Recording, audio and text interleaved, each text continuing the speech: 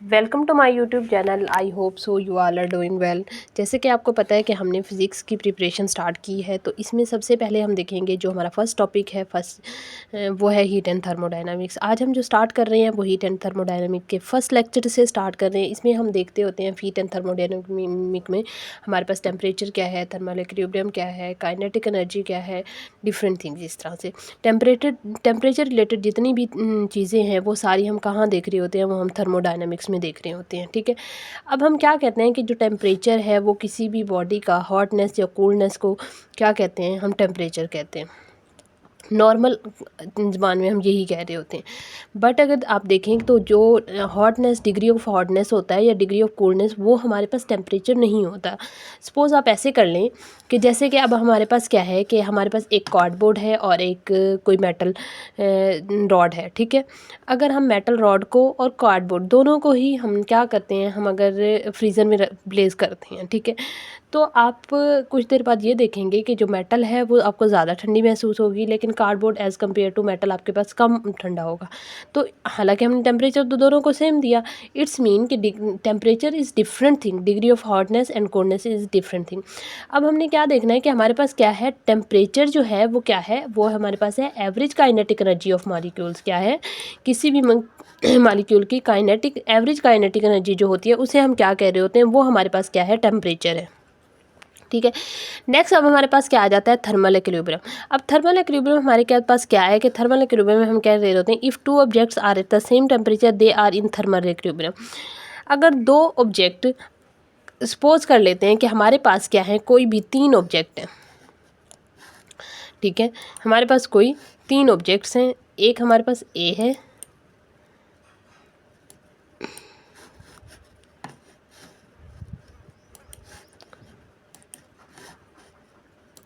एक हमारे पास object A है, ठीक है, दूसरा हमारे पास एक ऑब्जेक्ट बी है,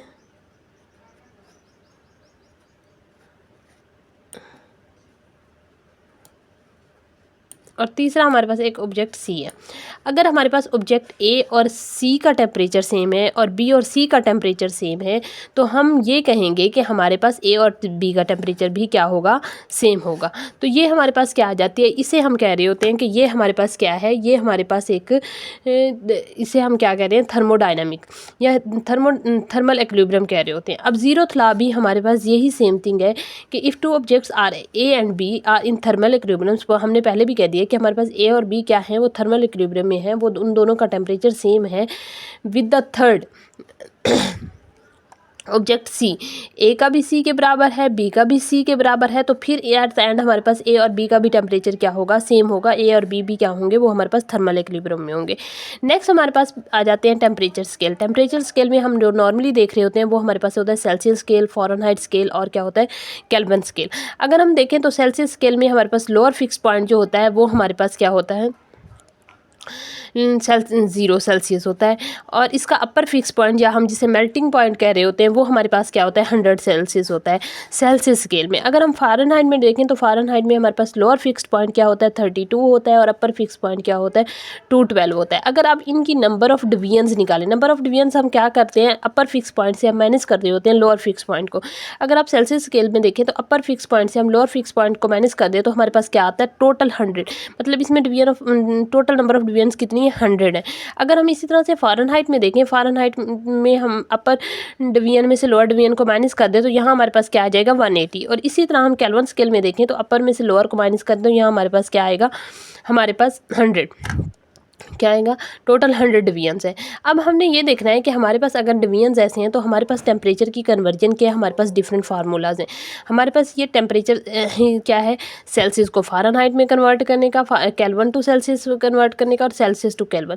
इसके अलावा एक चीज़ हमारे पास और भी है कि हमारे पास अगर हमारे पास ये एक फार्मूला है, ये वाला, ठीक है, इससे ज़रिए अगर हमारे पास हमें ये फार्मूलाज याद नहीं होते तो ये बहुत ईजी फार्मूला है। अगर हम इसको देखें, आपने जो स्केल, सपोज़ आपके आपने फ़ारेनहाइट से किस में जाना है, सेल्सियस में जाना है, ठीक है। या आपके पास फ़ारेनहाइट टेम्परेचर दिया हुआ है, आपने क्या करना है, सेल्सियस टेम्परेचर फाइंड आउट करना है। सपोज़ यहाँ आपने जो आपको दिया हुआ है टेम्परेचर वो लिख ले। नेक्स्ट आपने क्या है, उसी जो टेम्परेचर आपको दिया हुआ है उसी का लोअर फिक्स पॉइंट। सपोज़ अगर आपको फ़ारेनहाइट दिया हो तो फ़ारेनहाइट का क्या होता है 273। अगर आपके पास अगर आपके पास सेल्सियस में दिया होता तो सेल्सियस में क्या है, आपके पास लोअर फिक्स पॉइंट 0 है। अब यहाँ हमारे पास फ़ारेनहाइट में दिया हो तो हमने फ़ारेनहाइट में देखा है 273। उसके बाद हमारे पास टोटल नंबर ऑफ़ डिवीजन्स कितनी है, फ़ारेनहाइट स्केल की नंबर ऑफ़ डिवीजन देखनी है हमने, वो हमारे पास कितनी है, 100 है। इसी तरह अगर हम सेल्सियस में देखें, अगर हम कन्वर्ट किस में कर रहे हैं, सेल्सियस में, हमने सेल्सियस में देखना है। ये फ़ारेनहाइट का तो हमारे पास दिया हुआ है। अब हमने क्या करना है, हमारे पास 23 फ़ारेनहाइट दिया हुआ था, हमने 23 फ़ारेनहाइट को किस में कन्वर्ट करना है, सेल्सियस में कन्वर्ट करना है। तो ये हम इसी तरह से यहाँ हमने क्या लिखना है, सेल्सियस, और इसमें नंबर ऑफ़ डिवीजन कितनी होती है, 100। अगर सपोज हमने इसी यहाँ हमारे पास क्या होता, हमारे पास यहाँ दिया हुआ था ये 23 सेल्सियस दिया हुआ होता, और हम क्या कर रहे होते, हम क्या फ़ारेनहाइट में कन्वर्ट कर रहे होते इसको, तो हम क्या करते कि यहाँ से हमने क्या नंबर ऑफ़ डिवीजन्स कितनी ये तो हमारे पास क्या है, केल्विन में दिया हुआ है। अगर ये हमारे पास क्या होता, फ़ारेनहाइट में दिया होता, तो यह फ़ारेनहाइट में नंबर ऑफ़ डिवीजन्स कितनी होती है, 180। यहाँ हमारे पास कितने में, किस में दिया हुआ है, ये हमारे पास केल्विन में है, और ये हमारे पास क्या है, सेल्सियस में। अगर ये फ़ारेनहाइट में दिया होता तो हम जो डिवाइड कर रहे हैं नंबर ऑफ़ डिवीजन्स, वहाँ हम क्या ले रहे होते, 180। अब चेंज इन टेम्परेचर सेल्सियस और केल्विन का तो सेम होगा, क्योंकि उनकी डिफरेंस, नंबर ऑफ़ डिवीजन्स का डिफरेंस जो है वो हमारे पास क्या है, 100 है। लेकिन अगर हम देखें तो सेल्सियस का क्या है, आगे वो हमारे पास केल्विन से फ़ारेनहाइट में जब जाता है तो तब क्या हो जाता है, चेंज हो जाता है। तो इसलिए उसमें हमारे पास क्या आएगा, 5/9। अब हमने देखना है कि change in temperature is equal to the Celsius and Kelvin scale. In Kelvin temperature is measured Kelvin only, not in the degree Kelvin. अच्छा, केल्विन का क्या होता है कि बाकी जितने भी हैं उनमें हमने क्या देख रहे होते हैं, उसमें हम देख रहे होते हैं कि देखें सेल्सियस के साथ भी हमने डिग्री लगाया, फ़ारेनहाइट के साथ भी हमने डिग्री लगाया, लेकिन केल्विन के साथ नहीं लगाया। क्यों नहीं लगाया केल्विन, क्योंकि ये हमारे पास क्या होता है, एब्सोल्यूट ज़ीरो टेम्परेचर। ये क्या एब्सोल्यूट ज़ीरो क्या होता है, ज़ीरो केल्विन, और ज़ीरो केल्विन वो टेम्परेचर है जो अभी तक हमने अचीव नहीं किया। अब एब्सोल्यूट ज़ीरो क्या है, -273, और वो किस में आ रहा होता है, केल्विन स्केल में आ रहा होता है। इसलिए हम इसके साथ क्या नहीं लगाते, इसके साथ हम डिग्री को मेंशन नहीं करते, ठीक है। ये बात यहाँ हमारी हो गई, ठीक है। नेक्स्ट अब हमने मूव करना है कि हमने ये देखना है कि हमारे पास expansions of solids and liquids क्या होते हैं, ठीक है।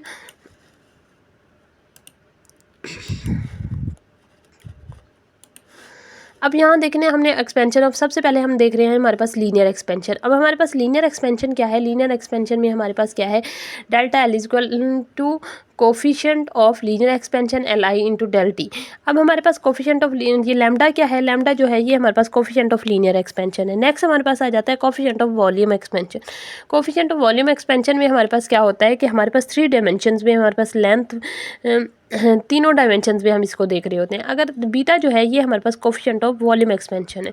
अब देखें बीटा जो है वो क्या होता है, 3 टाइम्स होता है कोफिशिएंट ऑफ लीनियर एक्सपेंशन के। क्यों, इस वॉल्यूम एक्सपेंशन में हम तीनों डायमेंशन लेते हैं, और लीनियर एक्सपेंशन में हम क्या करते हैं, हम ओनली 1 डायमेंशन लेते हैं, ठीक है। ये हमारे पास क्या होती हैं, डायमेंशंस होती हैं सॉलिड्स एंड लिक्विड्स की, ठीक है।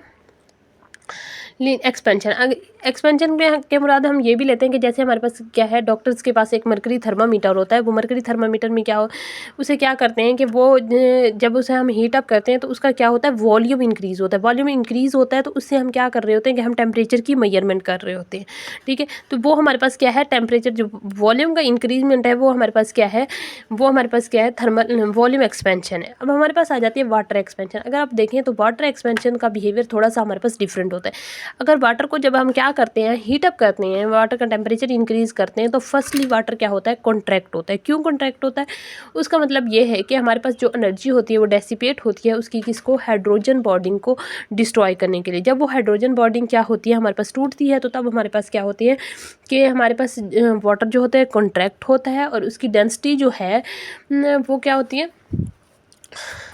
4 Celsius water expand and density decrease. Water क्या अबव 4 सेल्सियस जो होता है वो हमारे पास डेंसिटी क्या होती है, डिक्रीज होती है। और बिलो जब हमारे पास 4 सेल्सियस होता है, मतलब 0 से हम जब 4 की तरफ जा रहे होते हैं, तब हमारे पास क्या होती है, डेंसिटी हमारे पास इंक्रीज हो रही होती है, लेकिन वाटर हमारे पास क्या हो रहा होता है, कॉन्ट्रैक्ट हो रहा होता है। जैसे जैसे हम 4 सेल्सियस क्रॉस करते हैं तो वाटर क्या होता है, हमारे पास आहिस्ता आहिस्ता एक्सपैंड होना स्टार्ट हो जाता है और उसकी डेंसिटी जो है वो हमारे पास डिक्रीज होना स्टार्ट हो जाती है। नेक्स्ट हमारे पास आ जाता है आइडियल गैस बिहेवियर। अब हमारे पास आइडियल गैस से हम क्या मुराद के लेते हैं, हम पॉइंट पार्टिकल लेते हैं, कोई भी पॉइंट पार्टिकल जिसकी हमारे पास क्या होती है, काइनेटिक एनर्जी तो होती है, क्या होती है हमारे पास, काइनेटिक एनर्जी होती है, लेकिन हमारे पास काइनेटिक एनर्जी हमारे पास होती है, लेकिन हमारे पास क्या नहीं होते,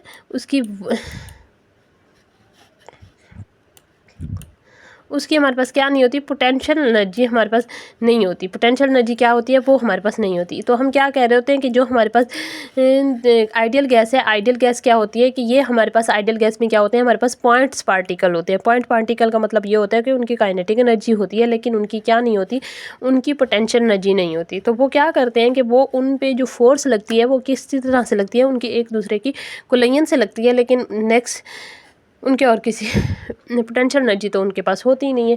उसके बाद आती है हमारे पास equation of state. Equation of state हमारे पास क्या है कि अगर आप देखें किसी भी सिस्टम की स्टेट को हम क्या कह रहे होते हैं, जैसे हम लैग्रांजियन इक्वेशन को हम इक्वेशन ऑफ स्टेट ले रहे होते हैं, हैमिल्टन इक्वेशन को हम इक्वेशन ऑफ स्टेट ले रहे होते हैं, ठीक है। तो इसी तरह हमारे पास क्या है, थर्मोडायनामिक्स में ये हमारे पास क्या है, हमारे पास इक्वेशन ऑफ स्टेट है, थर्मोडायनामिक स्टेट। इसमें क्या है, PV is equal to NRT। R जो है ये हमारे पास क्या है, अच्छा नेक्स्ट है हमारे पास PV is equal to NKB। अच्छा अगर हमने मेजरमेंट मोल्स में लेनी हो तो हम PV is equal to NRT use करेंगे। इसी तरह से हमने अगर मेजरमेंट्स मॉलिक्यूल्स में लेनी हो तो PV is equal to NKB fine करेंगे। KB जो है ये हमारे पास बोल्ट्जमैन कांस्टेंट है, इसकी वैल्यू जो होती है वो हमारे पास क्या होती है, वो हमारे पास होती है 1.38 मल्टीप्लाई 10⁻⁻23 जूल पर केल्विन। उसके बाद हमारे पास कुछ इसके इंपॉर्टेंट पॉइंट्स आ जाते हैं, जैसे कि अब हम क्या बात कर रहे हैं कि हम थर्मोडायनामिक की बात कर रहे हैं। इसमें हमने क्या देखना है कि हमने देखना है कि हमारे पास टेम्परेचर रिलेटेड थिंग्स कौन कौन सी हैं, ठीक है। इसमें मैंने आपसे पहले ही डिस्कस किया है कि हमारे पास टेम्परेचर है, वॉल्यूम है, प्रेशर है, एनर्जी है, तो हीट है। अब हमारे पास क्या है, इसमें प्रेशर है, volume, temperature is known as thermodynamics variable. अब वेरिएबल भी 2 टाइप्स के होते हैं। हमने नेक्स्ट देखना है कि हमारे पास एक होते हैं एक्सटेंसिव वेरिएबल, दूसरे होते हैं इंटेंसिव वेरिएबल। एक्सटेंसिव वेरिएबल्स वो वेरिएबल्स होते हैं जो क्या करते हैं, डिपेंड करते हैं सिस्टम के साइज़ पे। सिस्टम के साइज़ पे जैसे अब अगर आप प्रेशर को देखें तो प्रेशर सिस्टम के साइज़ पे डिपेंड करता है, वॉल्यूम करता है या टेम्परेचर करता है। कौन सी चीज़ ऐसी है जो सिस्टम के साइज़ पे, मतलब हम सिस्टम को जितना बड़ा करते जाएँ हमारे पास उसका साइज़ भी इतना, उस चीज़ का साइज़ भी, उस वेरिएबल का साइज़ भी बढ़ता जाए। लेकिन ये हमारे पास किसका बिहेवियर होता है, वॉल्यूम का बिहेवियर होता है। वॉल्यूम में क्या करते हैं कि हम जितनी भी वॉल्यूम बढ़ाते जाएंगे तो हमारे पास क्या है, उसमें मॉलिक्यूल्स वो सारे को ऑक्यूपाई करते जाएंगे। बट प्रेशर और टेम्परेचर में ये थिंग नहीं होती। प्रेशर और टेम्परेचर क्या होते हैं, ये हमारे पास इंटेंसिव वेरिएबल होता है, लेकिन वॉल्यूम जो है वो हमारे पास क्या होता है, एक्सटेंसिव वेरिएबल होता है। Do not depend. अब यहाँ देखिए, यहाँ मेंशन भी हुआ temperature, pressure and density are the intensive variable in the system. ये ऑलरेडी हमारे पास क्या है, PPSC में एक MCQs भी आ चुका है। नेक्स्ट है हमारे पास is PVT is equal to microscopic properties. उसके बाद नेक्स्ट है हमारे पास क्या, हमारे पास पेंडुलम क्लॉक। पेंडुलम क्लॉक देखें, हमने क्या कहते हैं कि हमारे पास गर्मियों में क्या होती है, लेंथ जो होती है इंक्रीज। अभी हमने लीनियर एक्सपेंशन में पढ़ा कि हमारे पास क्या होती है, गर्मियों में लेंथ इंक्रीज होती है और क्या होती है, सर्दियों में डिक्रीज होती है। अगर सर्दियों में लेंथ डिक्रीज होती है तो हमारे पास क्या होता है कि उसका समर में क्या होता है, जब लेंथ इंक्रीज होती है तो पेंडुलम का साइज़ जो है वो बढ़ जाता है।